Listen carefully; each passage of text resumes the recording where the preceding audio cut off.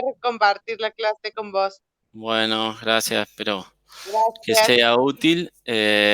Sí, yo le propuse a Marcos, le pregunté si, bueno, si era normal y o patológico y como, bueno, me dijo que le presentara un poco de las dos, me parece que para no llenar tanto de información, decidí por ahí dividirlo en dos, dar hoy lo normal y después dar en la próxima clase, que ya veremos una coordinación de día y hora, dar la parte patológica, Me si les parece parece. bárbaro. Sí, Eh, sí. Así que bueno, voy a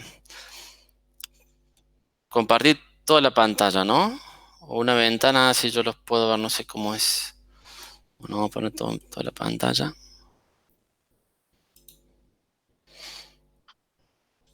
¿Ven bien ahí? Todavía no se ve nada, Pablo. A ver. Ah, me falta un pequeño detalle que era darle como el enter. Ahí Ahí está. está. Bien, Ahí está, Pablo. Ahí se ahí ve. estamos. Bueno, bien. La verdad que eh, cuando me pidieron que dé la clase, le pregunté un poco a quién iba dirigido. Me comentó Marco que era para los chicos del año prepost básico, con lo cual, bueno, por ahí estas nociones pueden ser realmente ya conocidas, muy básicas para algunos. No quiero pecar en eso o eventualmente algo que no sea un poco más no conocido.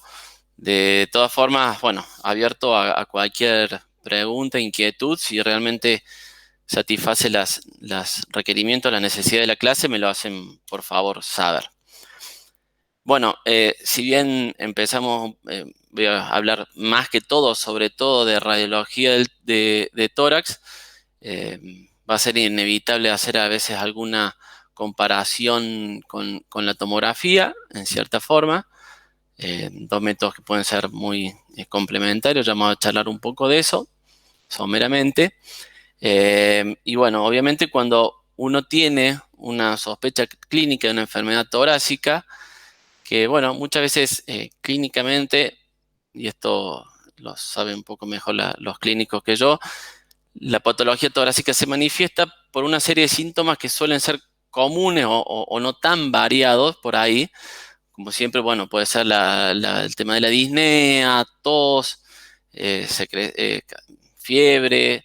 O sea, generalmente son las tres formas de presentación más común de una patología o enfermedad respiratoria. Con lo cual, siempre que tenemos esta presentación de un paciente y luego de la anamnesis y el examen físico, nos planteamos, todo generalmente el médico clínico, qué metodología pedir como método de estudio en la enfermedad torácica.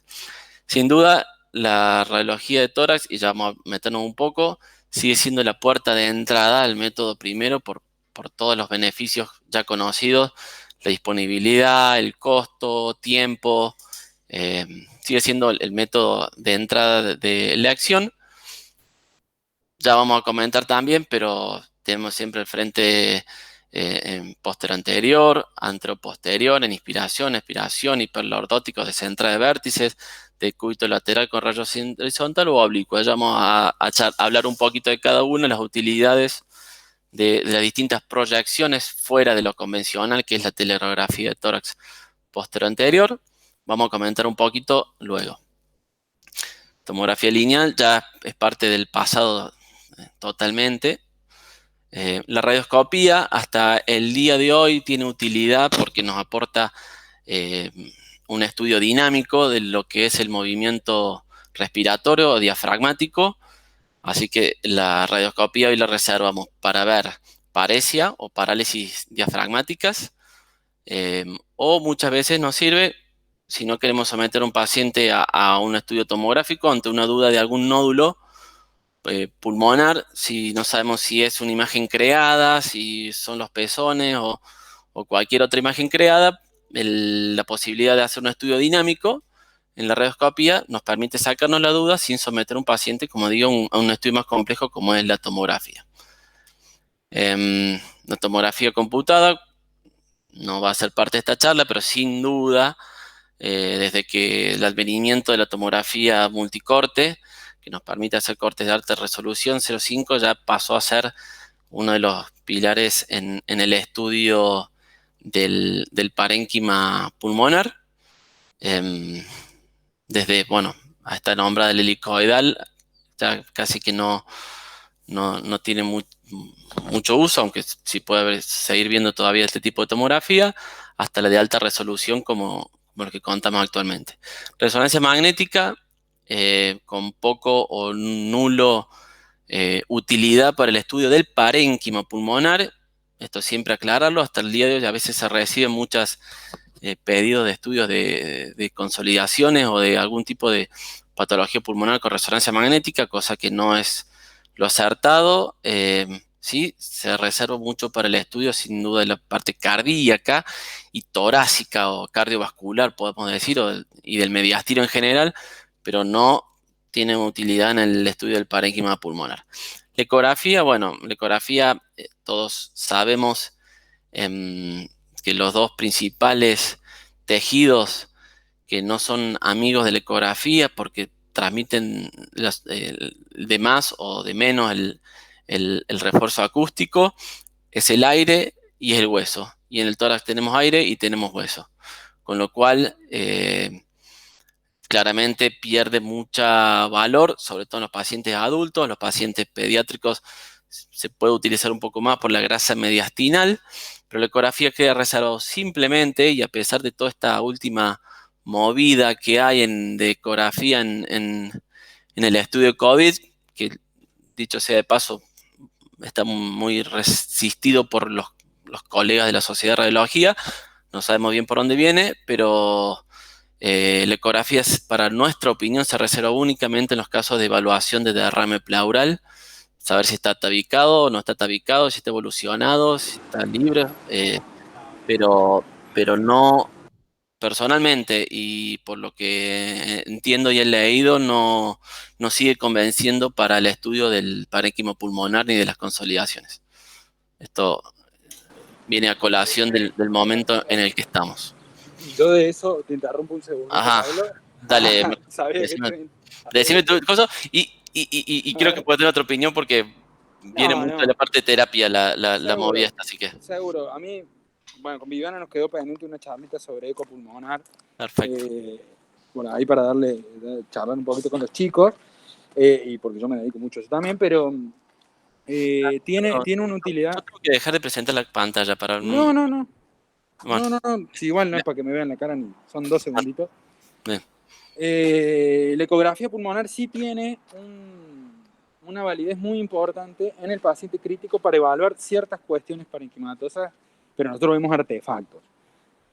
Sí, no es cierto que para la mayoría de las patologías que vos vas a tener en el parénquima pulmonar, no es el estudio de la acción ni cerca, pero sí nos ayuda a nosotros para la evaluación del paciente crítico en ciertos estados particulares, sobre todo en lo que tiene que ver con sobrecarga, algunas consolidaciones muy particulares, y ahí es la discusión con el tema de COVID. Pero bueno, eso lo charlaremos en un segundo momento. Perfecto. Pero sí nosotros le damos mucha validez al eco pulmonar en el contexto del paciente crítico, ¿no? No es para el paciente ambulatorio. Estaría buenísimo, bueno, tener una charla. La verdad es que toda ecografía surgió a partir de COVID, con esta cuestión que también es lógica y entendible de que no está ideal trasladar un paciente hasta el ecógrafo, hasta la sala de rayos, mejor poder hacer los estudios in situ, digamos, en la misma terapia. Entonces creo que surgió a partir de eso. De otra forma, no sé si hubiese surgido.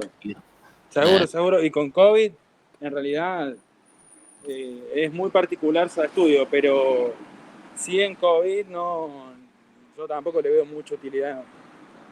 Después, la otra cuestión, pero interesante para charlarlo en otra cuestión, que de los pocas o muchos estudios tomográficos que he visto de COVID, no he visto tantas consolidaciones. Eso es lo que me llama a mí la atención de que sé que tiene mucha utilidad en la consolidación en la ecografía, pero yo he visto mucho más vidrio esmerilado que consolidación.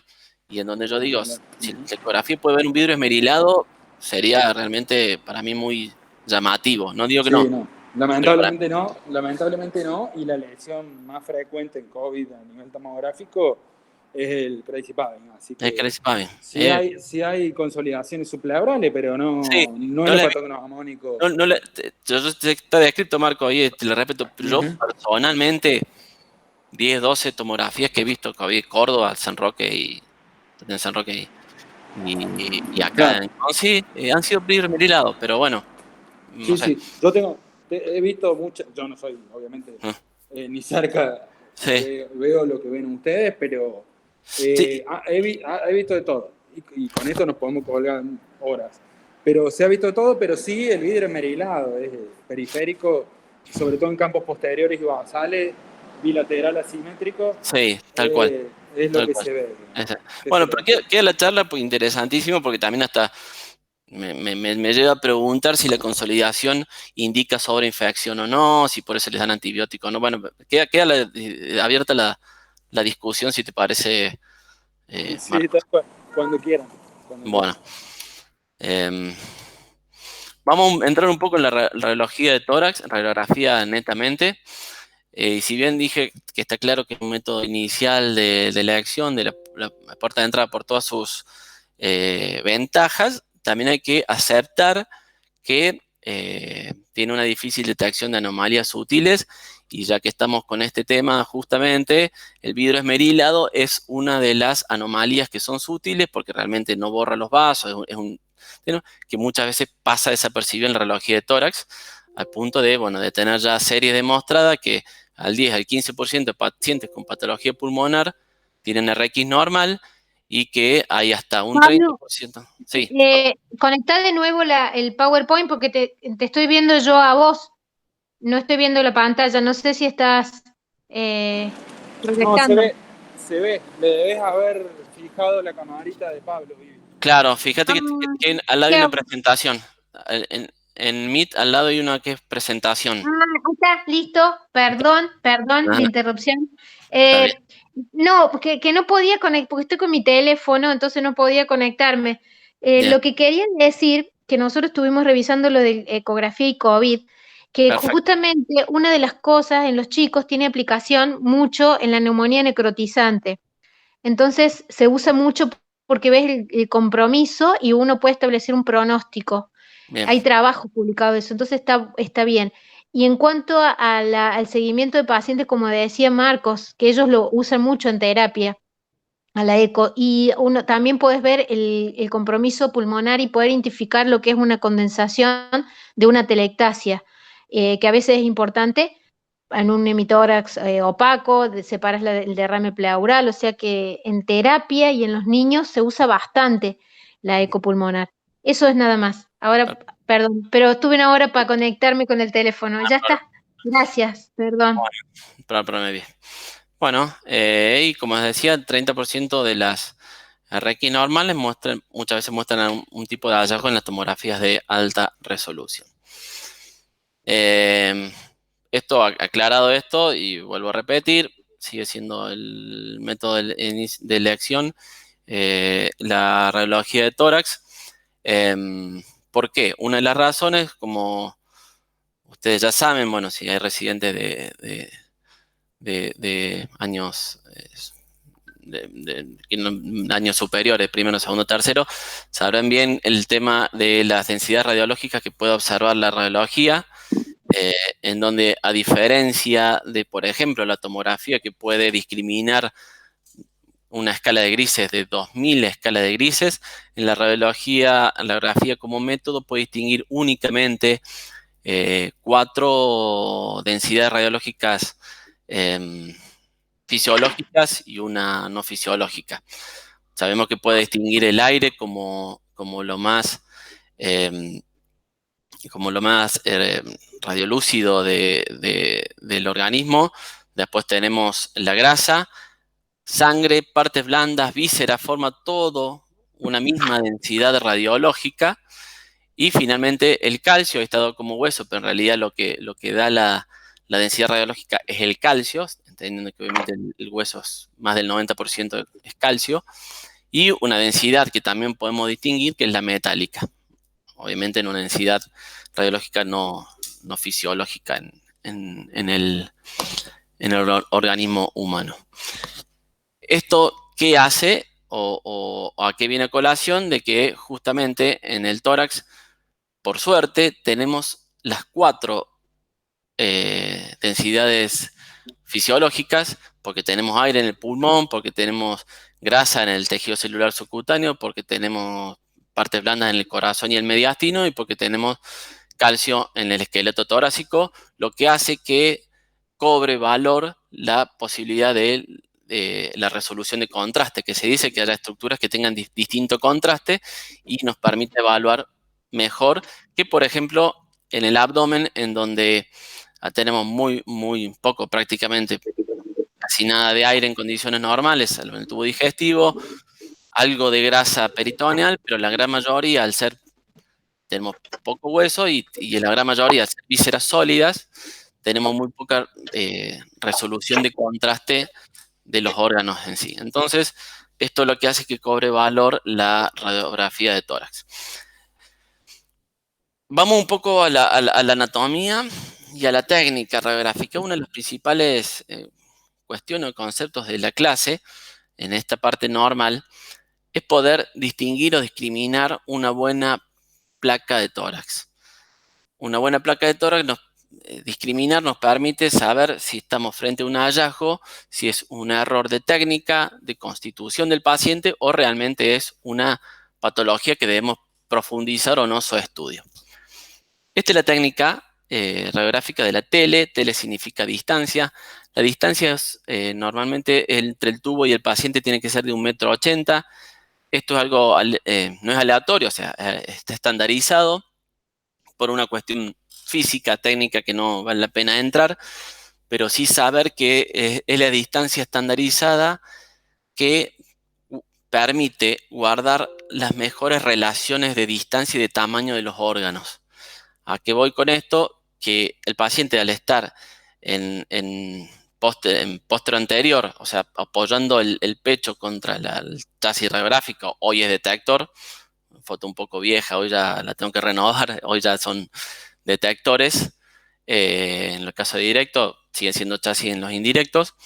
Al apoyar el pecho contra el chasis, y hasta el 1,80 m, hace que las distancias y, por ejemplo, el corazón guarde relación con el resto del tórax.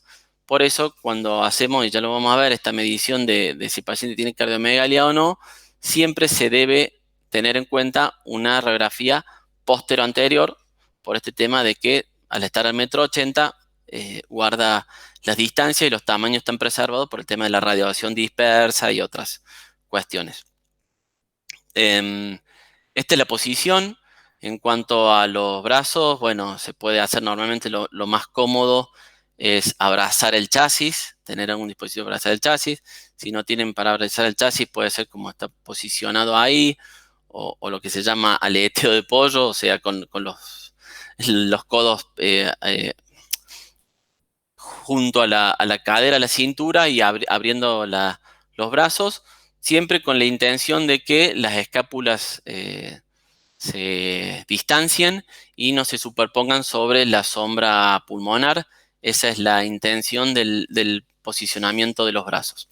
En inspiración profunda, yo no sé si después lo tengo, pero si no lo menciono ahora. En inspiración profunda, ¿cómo sabemos que el paciente está en inspiración profunda? Bueno, yo no sé si ustedes ven mi cursor o el... Sí, se ve la flechita, Pablo. ¿Se ve la flecha? Perfecto. ¿Cómo saber si un paciente tiene inspiración profunda? Se dice que yo debo controlar o debo ver por lo menos 6 o 7 arcos costales anteriores y por lo menos 10 u 11 arcos costales posteriores. ¿Está bien? Entonces yo cuento 1, 2, 3, 4, 5, 6, 7. Bien. 1, 1. recuérdense la disposición de las costillas que ya la vamos a ver. 1, 2, 3, 4, 5, 6, 7, 8, 9, 10, 11. Bien. Sé que están en adecuada inspiración. Tener en cuenta siempre también a la hora de contar o determinar esto, el hábito corporal del paciente, porque si el paciente es pícnico, tiene una caja torácica más ancha que baja, puede ser que no tengamos realmente los 5 arcos costales anteriores ni los 10 posteriores, pero eso no significa que no esté inspirado. Y obviamente el estado del paciente, en donde si tiene algún proceso pulmonar o hasta con un grado de disnea, no va a poder hacer una inspiración profunda y mantenida en el tiempo, mantenida por lo menos en 5 o 10 segundos. Eso también es importante y marca la diferencia muchas veces con las radiografías hechas en pacientes críticos. Eso es para ver un poco la inspiración profunda. Para ver los valores, también es importante evaluar los valores. Y cómo evalúo yo si tiene buenos valores o no, o tiene un exceso. Hay un axioma que lo escuché y me pareció bastante interesante, que dice que una radiografía de tórax tiene que estar lo suficientemente penetrada, lo suficientemente blanda para que se vean los vasos pulmonares y lo suficientemente penetrada para que se vea por detrás del corazón. ¿Está? Si yo tomo esos dos parámetros, puedo saber si tengo una adecuada penetración o no, entendiendo también en base a esto que no tengo alguna masa o algo que esté de ubicación retrocardíaca. Entonces la evaluación de los vasos pulmonares me permite también saber que tengo una adecuada valores en el voltaje y en la intensidad del rayo. El perfil siempre se compone de una radiografía lateral, en donde, bueno, también está 1,80 m con los brazos, tratando de elevarlos por encima de la cabeza con el fin de alejar o tratar de alejar lo más posible la cabeza humeral del espacio aéreo, del espacio claro aéreo. No siempre es posible, depende de la movilidad del paciente, del hábito. En la radiografía lateral el vértice suele ser no tan bien valorado como las bases. Eso también hay que tenerlo en cuenta. A la hora de interpretar la radiografía lateral, tener en cuenta como un signo importante radiológico la radiolucidez o claridad de los cuerpos vertebrales. Siempre debe ir disminuyendo aumentando su claridad pulmonar o disminuyendo su radiolucidez.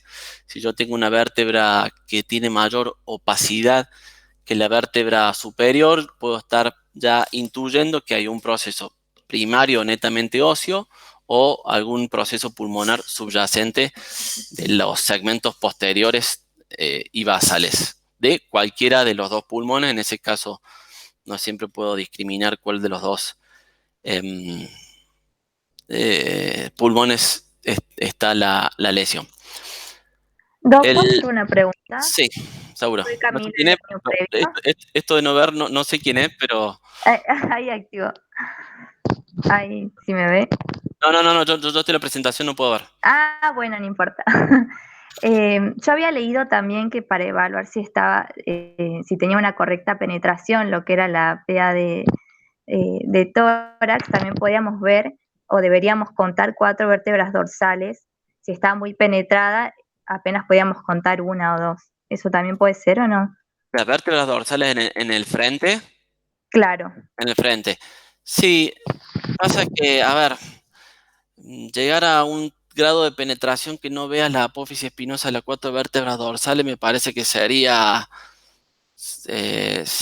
bastante poco probable, digamos. Yo creo que ese parámetro no lo he escuchado y no me satisface mucho, porque es cierto que entre la evaluación que hacemos, sobre todo de la vía aérea, de centrado, las 4 o 5 primeros vértebras dorsales se tiene que ver su apófisis espinosa dado por el contraste de la tráquea, ¿no es cierto? Claro.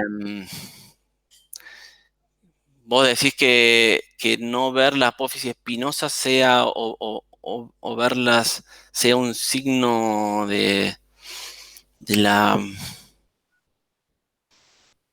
Claro, si estaba correctamente penetrado o no. Si estaba muy penetrado no se podía ver las apófisis espinosas de las vértebras dorsales, de las primeras dorsales. Sí, pero me parecería ya un signo como demasiado posterior, digamos. Me Ah, bien, parece que bien. lo primero que se borraría serían los vasos pulmonares, Ujú. entendiendo que son estructuras que están rodeadas de aire, son finitas, entonces es un poquito más sensible el discernimiento de los vasos pulmonares, me parece a mí, pero lo puedo tomar como para averiguarlo, digamos, como un parámetro. A mí me Bien, gusta muchas gracias, Doc. ver los vasos pulmonares y ver detrás del corazón. Básicamente esos son los dos parámetros que muchas veces me guían más al grado de penetrancia. Perfecto, gracias. Nada. Radiología de tórax. Bueno, lo importante a la hora de evaluar una radiología de tórax es sistematizarte. Formas de sistematizarse hay muchas. De afuera hacia adentro, de adentro hacia afuera. Hay un ABC, un ABCDE, que a veces también es importante, sobre todo por ahí en radiología de tórax, más del trauma, más crítica, en donde A es vía aérea, B de breathing es en los campos pulmonares, C es el corazón, D es el diafragma y E es el esqueleto. Me parece una buena forma, pero hay muchas. Lo importante es seguir sistemáticamente un orden y ya incorporarlo, ¿no? Tampoco, ya cuando se vuelve un ejercicio, tampoco estamos repitiendo algo sistemáticamente, sino ya es un poquito como un hábito, no sé, como andar en bici. Uno ya lo hace mucho más automático, pero lo importante es tenerlo porque muchas veces la famosa frase del árbol tapa el bosque puede pasar. Puede pasar que por concentrarnos siempre en el parénquima pulmonar nos perdamos de algún reparo en el esqueleto o a nivel cardiovascular, que son importantes. Vámonos con lo que es la pared torácica como tal, sin entrar en una brillante clase anatómica, sino vamos a lo que es radiología de tórax. ¿Cuáles son las estructuras de la pared torácica que se pueden superponer? Bueno, las partes blandas, siempre tener en cuenta las sombras mamarias en las mujeres, la sombra del pectoral que muchas veces se superpone en los hombres, los pezones que muchas veces nos traen algún problema o dilema diagnóstico, pero en donde tenemos algunos conceptos anatómicos que nos permiten diferenciar si estamos frente a un pezón o frente a un nódulo. No sé si alguien sabe cuál es la forma de diferenciar un pezón de un nódulo en radiología de tórax. No sé. ¿Alguien sabe cómo diferenciar sobre todo los chicos de primer año, prepo básico?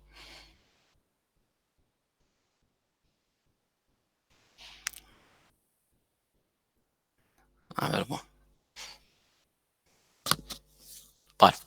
vamos a dar algunos consejos. Uno, primero y principal, es la bilateralidad y simetría. ¿No es cierto? Si ustedes ven una sombra que les parece el pezón, no tienen más que buscar en el otro lado, y si se proyecta la misma imagen en el mismo lugar, sin duda estamos hablando que es el pezón, porque es muy difícil tener un nódulo bilateral y simétrico, ¿está bien? Otro concepto radiológico nos dice que normalmente el pezón tiene un borde inferior nítido y un borde superior poco más difuminado. Y esto es simplemente por una cuestión anatómica en donde por la caída mamaria, las pacientes mujeres normalmente apoyan más el borde inferior del pezón contra el chasis o el detector que las pacientes que apoyan mucho más el borde inferior, que resulta ser más nítido que el borde superior. ¿Está bien? A pesar de esto, además un poco la densidad siempre es un poquito más tenue, con una densidad de partes blandas. Pero a pesar de esto, puede ser que nos quede alguna duda y en esos casos son los que, como decía recientemente, podemos recurrir a la radioscopía para, bueno, movilizar al paciente y ver si está dentro de se mueve junto con la pared torácica o no. Sería, no digo que no puede pasar, pero sería una lástima tener que recurrir a una tomografía para poder discernir si estamos frente a un nódulo o un pezón. Sería algo que no sería lo conveniente, ¿no es cierto? Los pliegues cutáneos, los pliegues axilares, muchas veces se superponen, tenerlos en cuenta dentro de las partes blandas. El esqueleto torácico, siempre tener en cuenta, bueno, las clavículas, que se articulan con el manubrio y el esternón, las costillas, siempre, bueno, también recordando anatómicamente la disposición bastante particular de la primera y la segunda costilla, en donde, bueno, tienen un trayecto, una disposición distintas. El de la tercera a la décima, que son las costillas fijas que llegan hasta la parte anterior. Recordar siempre que hay un arco costal posterior que va de arriba hacia abajo, de adentro hacia afuera, de arriba hacia abajo, y la parte anterior que va, ¿no es cierto?, de afuera hacia adentro y de arriba hacia abajo. La parte posterior es completa porque llega hasta la línea media, hasta la articulación costo-transversa con la apófisis transversa, y la parte anterior, el arco costal anterior, que no llega hasta línea media, ya que después, bueno, viene la unión condrocostal con el cartílago, en donde, bueno, después de cierta edad empezamos a ver o a notar la osificación o la calcificación o osificación de los cartílagos costales, también tenerlas en cuenta. No tengo imagen acá, pero ya para la próxima les traigo, en donde se puede ver cómo calcifican, cómo osifican los arcos costales anteriores, y muchas veces hacen la típica osificación cartilaginosa, digamos, y nos puede, a lo mejor, en un contexto, si no lo tenemos en cuenta, nos puede confundir con alguna lesión pulmonar, pero bueno, siempre tener en cuenta que puede haber en pacientes mayores la calcificación de los cartílagos costales. La escápula, siempre en lo posible, tratando de que no se superpongan con el espacio aéreo.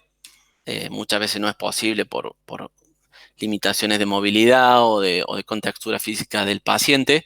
La columna vertebral, como hablamos recién, ver las apófisis espinosas de los 4 o 5 primeras vértebras dorsales, hasta que, bueno, ya las estructuras cardiovasculares del cariodo aórtico ya la pueden superponer.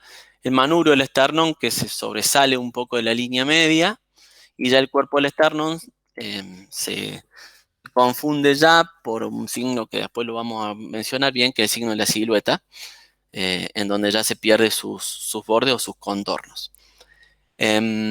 Aprovecho esto para, dentro de lo que es el parámetro de los estudios de calidad de una placa radiográfica de tórax, tenemos la cuestión del centrado, si el paciente está centrado o no.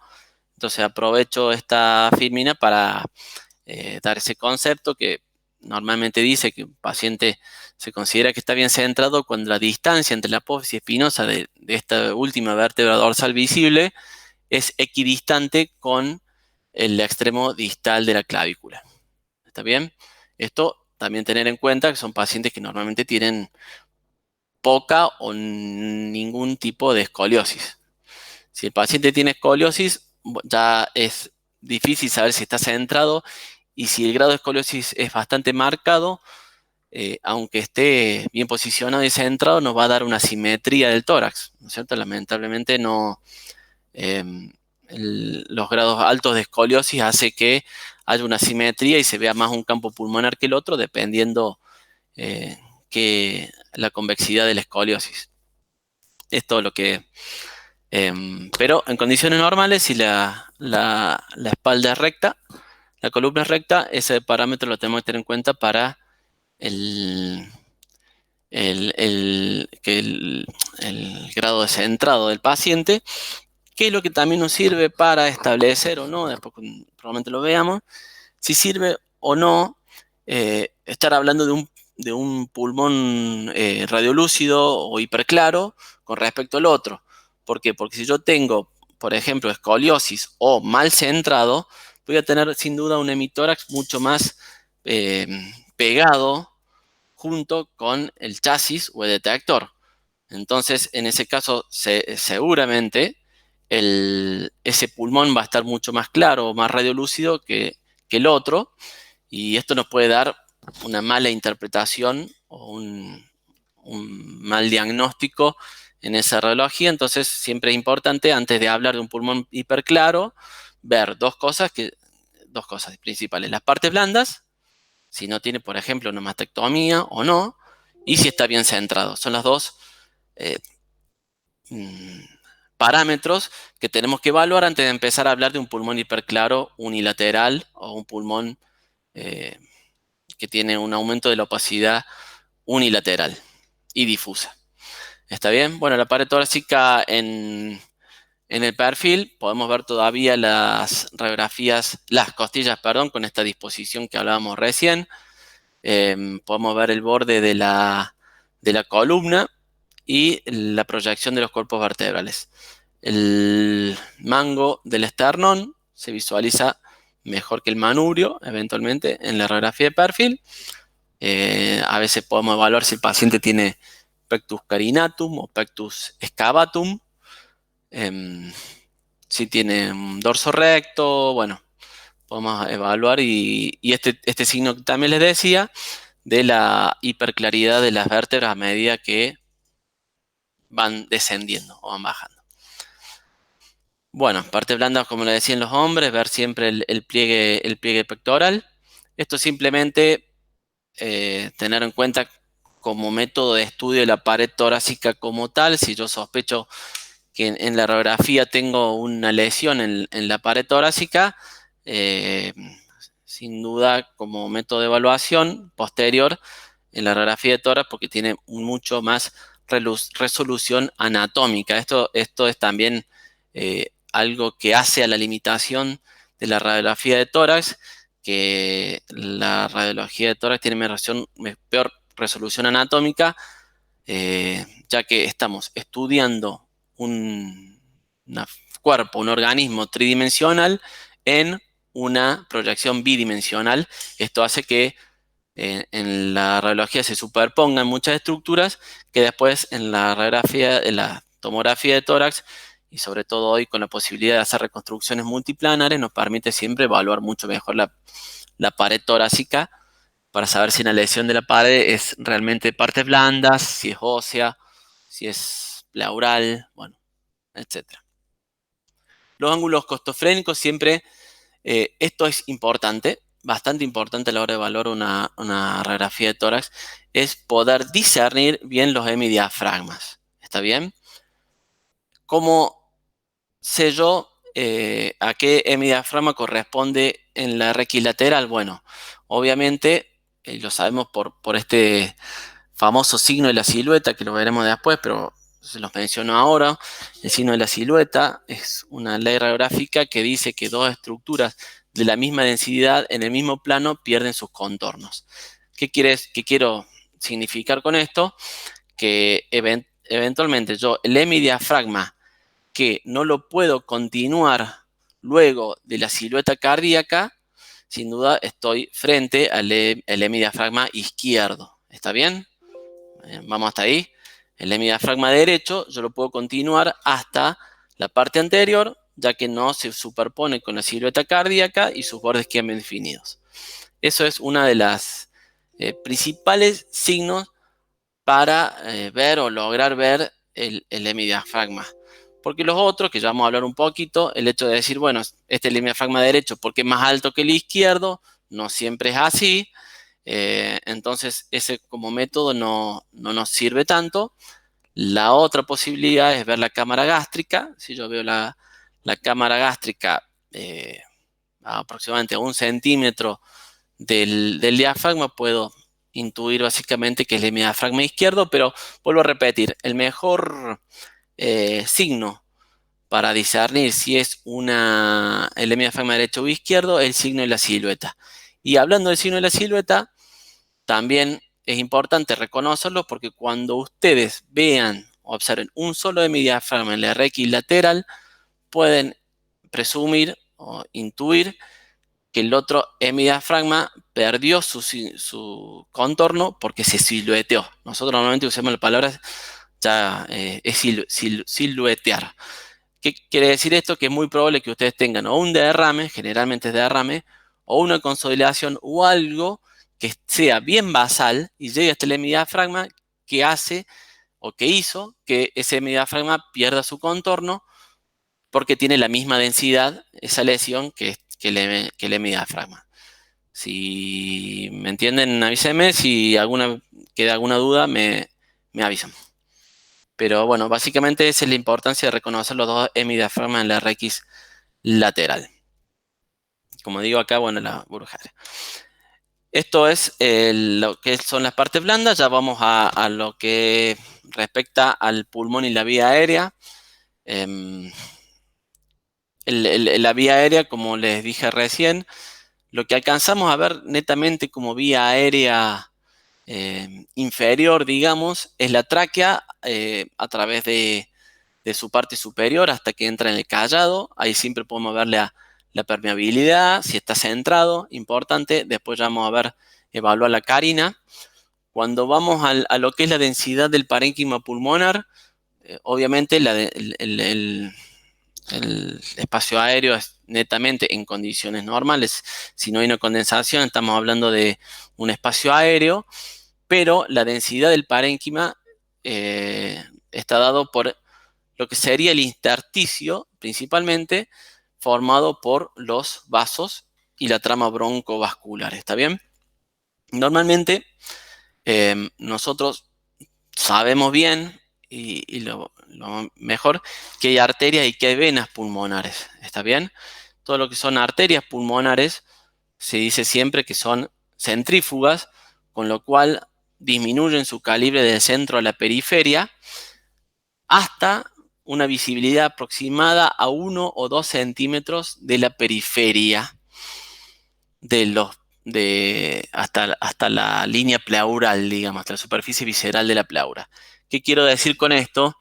Que no es normal o no debe ser normal ver ninguna imagen radioopaca lineal subpleural en radiografía de tórax. Esto significaría que estamos frente o presente probablemente a alguna intersticiopatía que no esté afectando este intersticio subpleural, porque normalmente no se deberían ver vasos hasta 1 o 2 centímetros.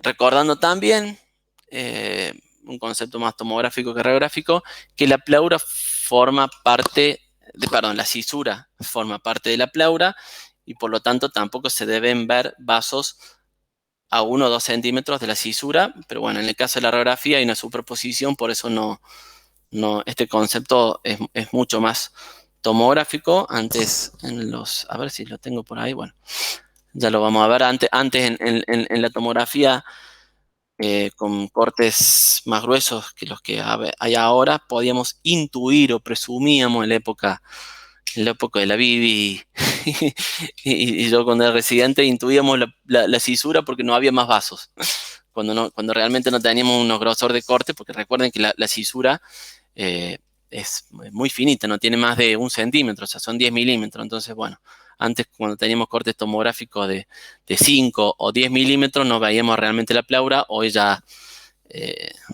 no hace falta andar con esos pequeños trucos para saber dónde está la cisura. Los ilios. Recuerden siempre ver los ilios. Esto es una parte, a mi modo, muy importante en una radiografía de tórax. Es ver los ilios y saber interpretar los ilios. ¿Por qué? Porque sabiendo la disposición y la anatomía de los ilios, podemos llegar a diagnosticar muchas patologías y muy importantes, porque siempre las patologías centrales son muy importantes. ¿A qué voy con esto? Saber bien que el ilio derecho es más alto que el ilio izquierdo. En la gran mayoría de los pacientes, el ilio derecho es más alto que el ilio izquierdo. En algún porcentaje minoritario de pacientes, ambos ilios están a la misma altura. Pero nunca, el ilio izquierdo es más alto que el derecho. ¿Está bien? Cuando ustedes tienen un hilo izquierdo, digamos, más elevado que el izquierdo, pueden estar presumiendo que hay algo que está retrayendo el hilo derecho o, digamos, que está retrayendo alguno de los dos hilios o que está ejerciendo algún efecto de masa. Y normalmente la diferencia entre los hilios de altura no es significativa. Estamos hablando de 1 o 2 centímetros. Eso también nos permite ver muchas veces cuando tenemos algún proceso retráctil de los vértices pulmonares que se acentúe esta retracción y podemos diagnosticar alguna lesión fibrocicatrizal o que retrae, vamos a decirlo de ese modo. Esto es uno de los conceptos. El otro, que en el hilo derecho siempre tenemos que identificar la arteria interlobar. La interlobar sería la arteria que irriga o posteriormente va a irrigar tanto al lóbulo medio como al lóbulo inferior. Antes que se bifurque, tenemos la arteria interlobar. Importante identificarla y conocer que tiene un calibre aproximado de 14 o 15 centímetros, que cuando esto varía y aumenta, podemos estar hablando con bastante grado de certeza, a pesar de lo que, digamos, muchas veces de la poca sensibilidad, especificidad que tienen muchos signos radiológicos. En este caso podemos hablar con bastante sensibilidad, especificidad que estamos frente a una hipertensión pulmonar. ¿Sí? Esta arteria interlobar mide más de 15 o 16 centímetros de diámetro. ¿Estamos? Eso es un poco la idea o el concepto. ¿Por qué el hilio izquierdo es más bajo que el derecho? Por una cuestión anatómica, en donde el tronco de la arteria pulmonar derecha es un poco más prebronquial y el tronco de la arteria pulmonar izquierda es más suprabronquial, con lo cual desplaza un poco o tira hacia abajo, por decirlo así, el hilio izquierdo. Esa sería la explicación anatómica.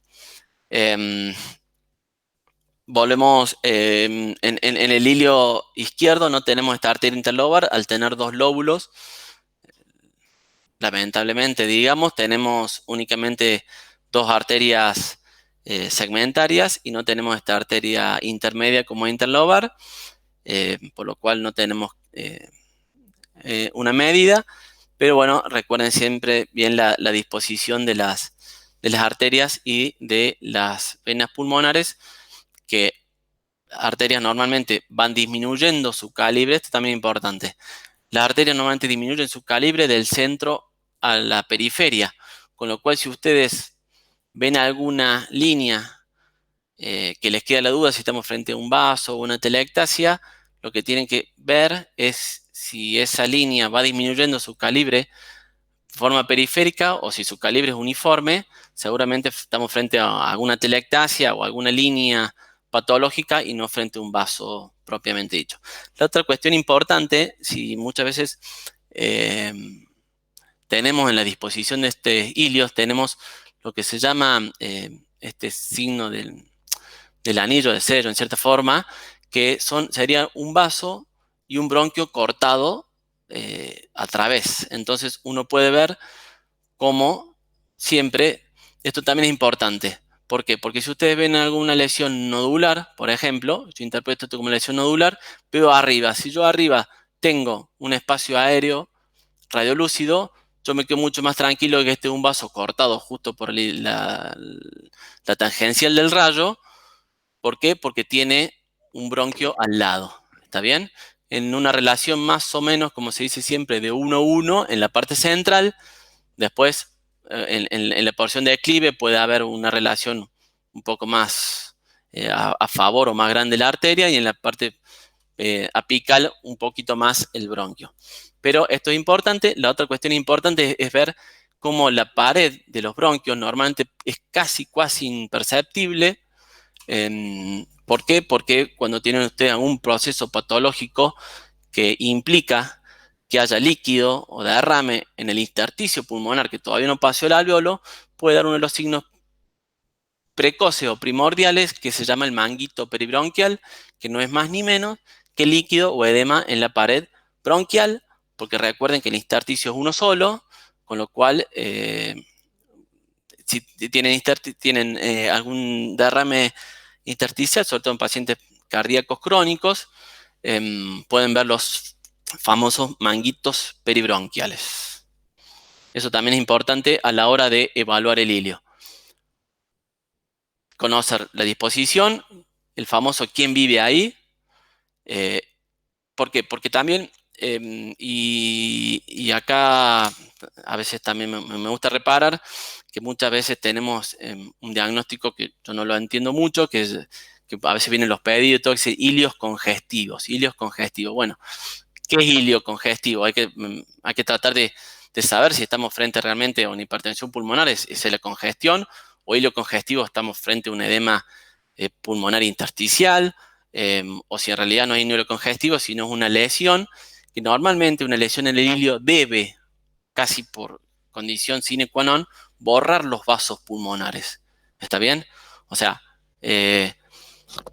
si yo logro divisar las arterias, las venas pulmonares, pueden estar grandes porque puede ser hipertenso pulmonar, o hipertenso o tener alguna cuestión de insuficiencia cardíaca, pero si yo logro distinguir el borde de los vasos, no estamos frente a una lesión en el ilio realmente.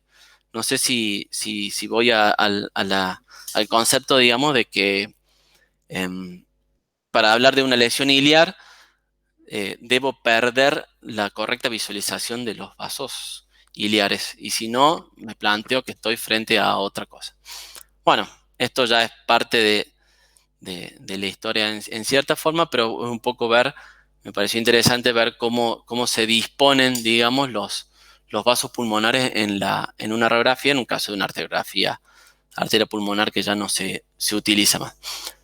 Como les decía un poco, a la hora de evaluar o diagnosticar un pulmón hiperclaro, tengo que primero evaluar si el paciente está centrado y las partes blandas, porque si no, puedo en este caso malinterpretar un pulmón hiperclaro, un pulmón con un aumento de la densidad radiológica, pero estoy frente a un paciente que está mastectomizada, o en el caso tener en cuenta, si no está mastectomizada y veo que tiene menos partes blandas que el lado contralateral, estar frente a un extraño pero posible caso de síndrome de Poland, pacientes que tienen una genesia pectoral, sumado a otras anomalías que no vienen al caso.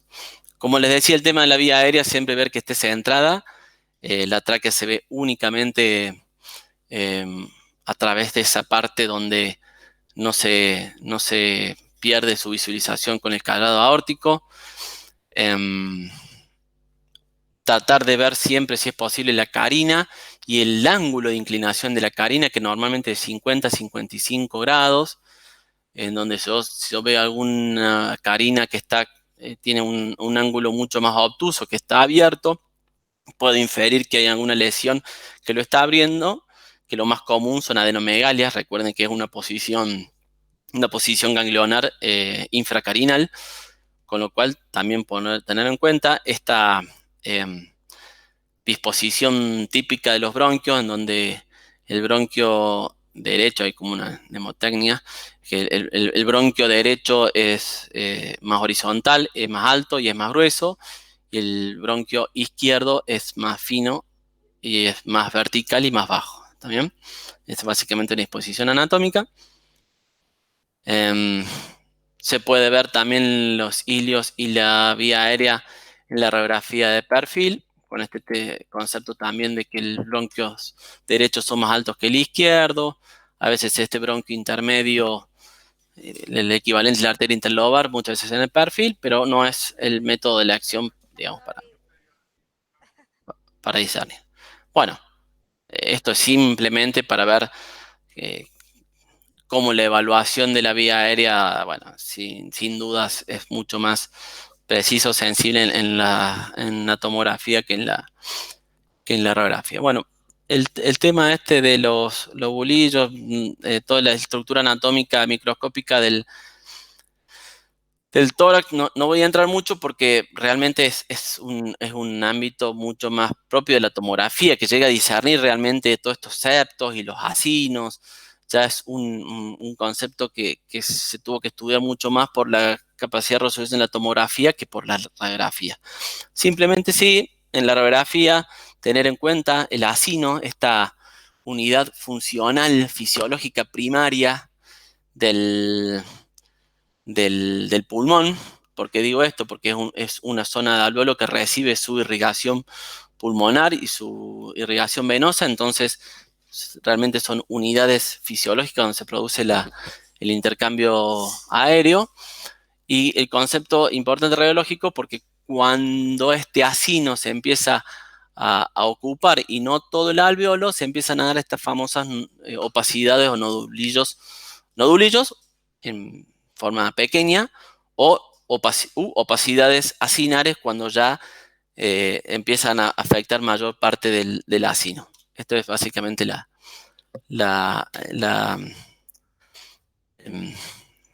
el concepto importante de radiografía. Como les decía un poco, en este concepto de la visibilidad de los vasos en la periferia, fíjense cómo dice acá, digamos, que las venas pulmonares en la radiografía, este es el último trayecto vascular que vemos en la radiografía. Después 1 o 2 centímetros más ya no se permite ver. Sí, en la tomografía, que incluso esto ya hasta creo que está desactualizado porque se llegan a ver hasta 3 o 5 milímetros, se pueden llegar a ver todavía vasos, la microvasculatura pulmonar a 3 o 5 milímetros de la pleura. Esto básicamente es para hablar un poquito de la división topográfica que hacemos en radiografía de tórax, para también tratar de entender en los informes, cuando nosotros hacemos el informe, cuando el médico recibe el informe, cómo dividimos topográficamente al pulmón, qué pasa, y esto está bien representado en la filmina, bueno, en otra filmina, en donde en la tomografía de tórax podemos segmentar bien y decir específicamente a un médico dónde está ubicada una lesión, porque podemos segmentizarla, podemos decir en qué segmento, de qué lóbulo. En la radiografía de tórax eso muchas veces no es posible. Sí tenemos algunas formas de ubicarnos anatómicamente, pero no es tan claro. Entonces quiero tratar de compartir un poco nuestro concepto de división anatómica. Antes de hablar de una división anatómica, de saber si estamos frente al lóbulo superior o inferior, debemos ver si podemos visualizar la cisura menor del pulmón derecho. La única cisura que se puede ver en el frente, obviamente, porque la cisura mayor, tanto del lado derecho como izquierdo, por su disposición, no es posible verla en la radiografía de frente, y sí la cisura menor del lóbulo del pulmón derecho, obviamente el único que tiene cisura menor. Es importante verla, ¿por qué? Porque nos habla mucho de la cisura. Uno es su ubicación, si está ubicado aproximadamente donde debería estar ubicado, que es en la cuarta o quinta espacio intercostal anterior. Si está bien ubicado, porque si está ascendido o descendido, directa o indirectamente, ya podemos hablar de que hay un proceso que está retrayendo el signo directo de telangiectasia o alguna enfermedad pulmonar que está generando efecto de masa. Así que, primero, localización. Segunda, morfología. Es ligeramente, es casi recta, pero apenas como mucho con una ligera convexidad superior. Pero cuando tiene algún proceso atelectásico o de compresión, puede acentuarse su convexidad o su concavidad. ¿Está bien? Y la otra cuestión es su tamaño. Debe ser muy fino. Estamos hablando, como dije recién, de milímetros nomás, 10, 15 milímetros como mucho. Si tenemos una cisura que nos parece gruesa, podemos hablar de engrosamiento de la cisura y seguramente estamos frente a un signo indirecto de derrame pleural. Recuerden siempre, la cisura no es más ni menos que una reflexión de la pleura. Toda la patología que hay en la pleura puede haber en la cisura. ¿Está bien? Cisura menor, como les dije, se puede ver tanto en el frente como en el perfil. Cisuras mayores se ven únicamente en el perfil y esto nos permite o nos permitiría hacer una división topográfica de los lóbulos en el perfil Si yo logro identificar la cisura menor, claramente todo lo que está por encima de la cisura menor va a ser el lóbulo superior. Todo lo que está entre la cisura menor y mayor va a ser el lóbulo medio. Este famoso lóbulo medio que está siempre en contacto con la silueta cardíaca, con el borde derecho, con lo cual cualquier proceso del lóbulo medio puede hacer que se siluetee y no siempre es muy fácil diagnosticar la patología del lóbulo medio en la RX de frente, y es donde muchas veces nos sirve la lateral o la tomografía. Ahí sí hay que entender que hay una limitación de la radiología de tórax evaluando el lóbulo medio del pulmón derecho, y todo lo que está por debajo de la cisura mayor, sin duda, es el lóbulo inferior derecho. El pulmón izquierdo es mucho más simple porque tiene tan solo 2 lóbulos y una sola cisura, con lo cual tenemos una cisura, un lóbulo superior que está por encima de la cisura mayor y un lóbulo inferior que está por detrás de la cisura. Esta es la división topográfica. Cisuras accesorias hay. Las más comunes para tener en cuenta siempre es la cisura accesoria de la vena ácigos, que forma un pseudolóbulo, mal llamado lóbulo, un pseudolóbulo de la vena ácigos, 0,5% de la población, formado por los 4 repliegues pleurales, o sea, tiene 2 repliegues de pleura visceral y 2 repliegues de pleura parietal, y como verán, es una cisura que está en el lóbulo, la parte media del lóbulo superior derecho, y llega hasta el ilio porque obviamente el ácido desemboca en el confluente yúgulo-subclavio.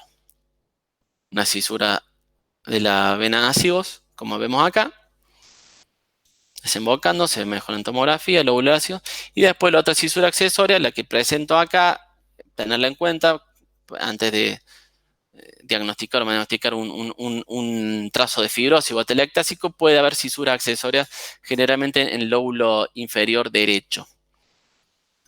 Tenerlo también en cuenta. Esto es un poco lo que les decía previamente, como antes intuíamos la cisura a través de un área o zona hipovascular cuando teníamos cortes gruesos. Hoy ya cortes 2 milímetros ya es grueso, tenemos de 0,5 a 0,7, ya la cisura se ve claramente, y esto nos permite poder en tomografía delimitar o dilucidar mucho mejor dónde está ubicada una lesión. La división topográfica de frente, cuando nosotros hablamos de una lesión, no sé, opacidad en región apical, estamos hablando de todo lo que esté por encima de la clavícula. Eso sería lo que en radiografía hablamos de los ápices pulmonares o los vértices pulmonares. Todo lo que está por encima del callado aórtico, hablamos de un campo pulmonar superior. Lo que está del callado aórtico a una línea imaginaria que pasa por debajo de la arteria interlobar, hablamos de un campo pulmonar medio, y todo lo que está por debajo del campo pulmonar inferior. Esa es la división topográfica en el sentido longitudinal. Sentido transversal, llamémosle, vamos a hablar siempre de una región iliar, donde están los ilios, una región periliar, donde tenemos periliar o central, de 3 a 4 centímetros por fuera de los ilios, y ya lo que está por fuera es una zona periférica. Esto es importante porque ya van a ver que muchas patologías afectan mucho más a la parte central que a la parte periférica, y bueno, eso también es un poco importante, la división topográfica. Nada, esto es segmentación bronquial. Esto me pareció muy interesante, no se hace más obviamente una broncografía, pero me pareció interesante ver cómo se disponen los bronquios en la radiografía, para entender anatómicamente esta disposición. Bueno, segmentación pulmonar no es la intención. Mediastino sí, tener en cuenta siempre poder revisar los que llaman los arcos mediastinales, o los mogules le llaman, no me gusta mucho la palabra, pero bueno, así le dicen. Los límites siempre, el opérculo torácico, el diafragma, el esternón. Acá ver cómo se proyectan las cavidades cardíacas dentro del corazón. Recordad siempre que en la radiografía de frente tenemos la proyección de la cavidad cardíaca que está más hacia la derecha, que es la aurícula derecha. y la que está más hacia la izquierda, que es el ventrículo izquierdo, y en la radiografía de perfil tenemos la cavidad cardíaca que es más anterior, como es el ventrículo derecho, y la cavidad cardíaca que es más posterior, que es la aurícula y principalmente la orejuela de la aurícula izquierda. Esa sería un poco la división, y esto nos da lo que llamamos los arcos mediastinales. El primer arco inferior está dado por la vena cava inferior. El segundo arco, como dice acá, es el borde de la aurícula. Después ya se empieza a ver el arco de la aorta ascendente, y el último es el arco del tronco brachiocefálico y vena subclavia. ¿Estamos? Entonces, bueno, está un poquito desordenado. Vamos a repetir los arcos, los módulos mediastinales. De arriba hacia abajo, del lado derecho, tenemos el tronco brachiocefálico o la vena subclavia o vena subclavia. Después tenemos la aorta ascendente, el borde lateral de la aurícula derecha, y finalmente se alcanza a ver el escaso trayecto de la vena cava inferior. Vamos al lado izquierdo, en donde tenemos que divisar también el tronco venoso brachiocefálico y su arteria, la subclavia izquierda, cuando desemboca, el callado aórtico, botón aórtico que lo denominamos normalmente. Es importante también el tronco de la arteria pulmonar. Fíjense que es la única parte que se proyecta en el frente de la arteria pulmonar, es el tronco de la arteria pulmonar. Y después tenemos dos arcos. Uno que normalmente es muy pequeño, casi imperceptible, que es la orejuela auricular izquierda, y el contorno del ventrículo izquierdo. Esa sería un poco la representación. Este índice cardiotorácico, ya que estamos con el frente, antes lo hacíamos de rutina. Hoy no tiene mucho sentido hacerlo de rutina, sí tenerlo como un diagrama mental para saber si estamos frente a una cardiomegalia o no. Entender que el diámetro transverso del corazón tiene que ser aproximadamente la mitad del diámetro transverso del tórax en condiciones normales y en pacientes con un hábito normolíneo, digamos.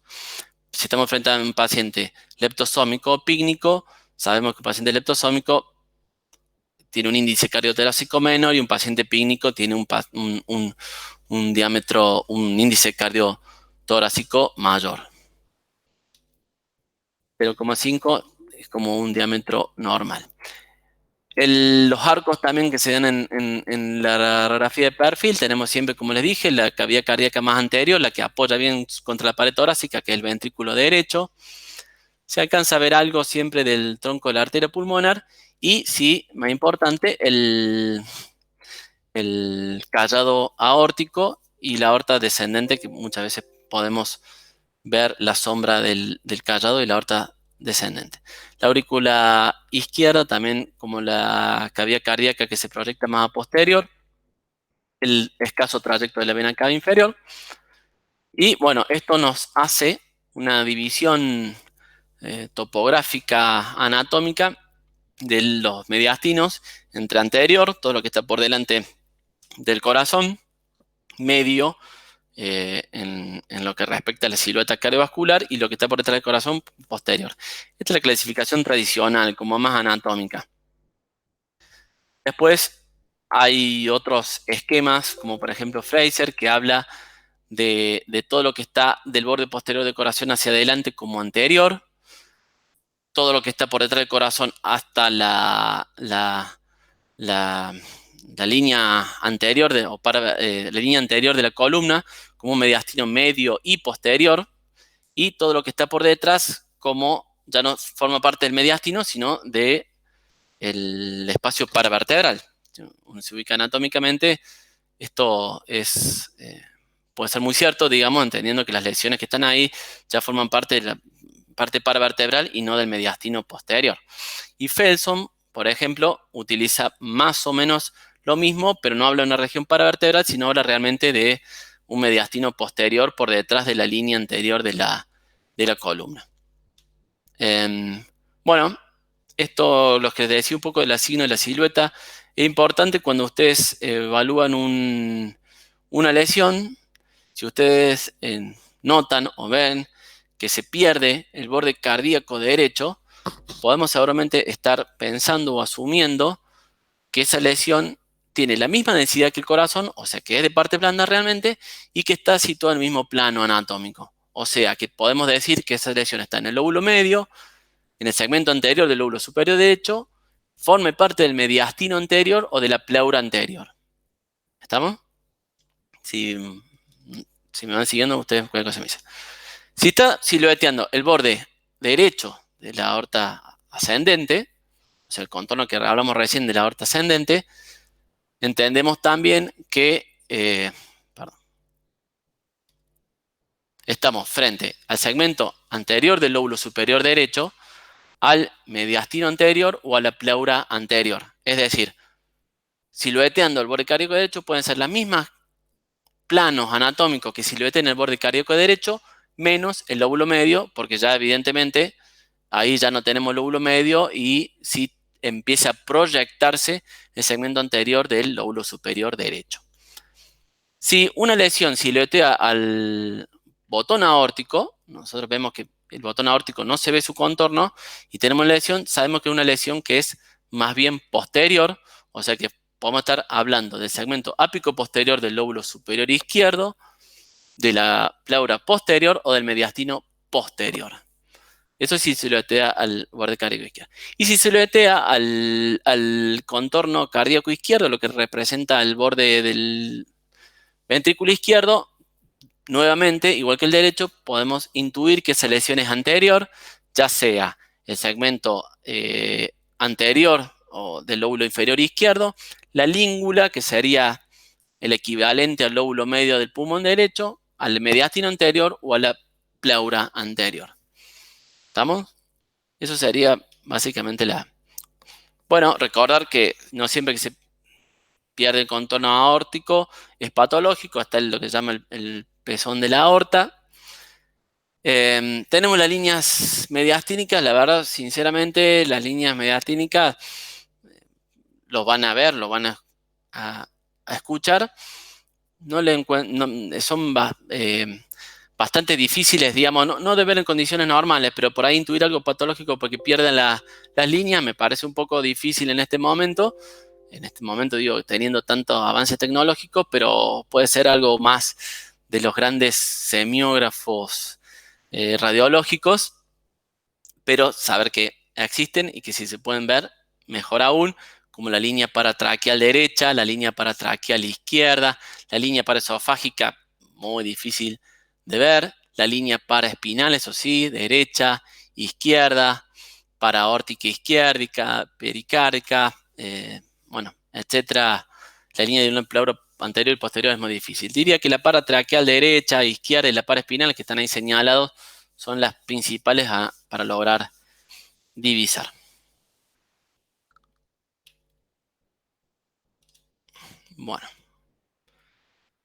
Bueno, acá ya empezamos con la parte patológica. No sé, Marcos, Vivi, si les parece que ya no sé bien cuánto tiempo tienen de... Mira, yo diría, Pablo, que hagamos un segundo encuentro. Perfecto, bien. Así ya te liberamos a vos también. Hagamos un segundo encuentro, lo coordinamos y damos aviso, si les parece. Bien.